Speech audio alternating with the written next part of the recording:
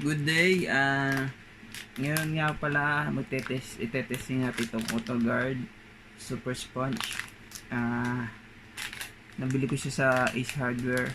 So, try natin kung talagang maganda siya sumipsip ng tubig. Saka, actually masarap siyang hawakan, para siyang foam. Malambot siya. So, let's get it on.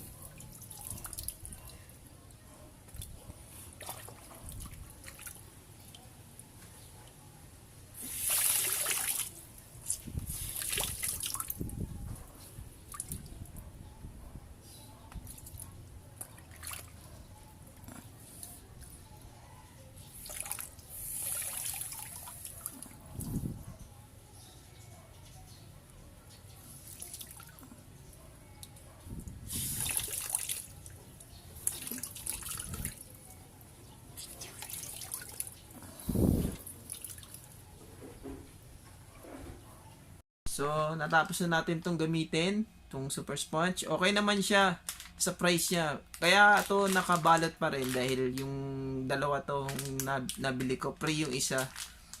Parang buy one, take one, ganun.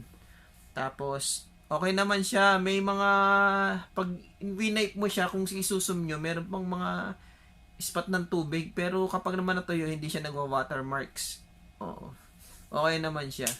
So, sa price niya, magaling naman siyang humigop ng tubig. Hindi siya nakakagasgas ng pintura dahil non-abrasive siya.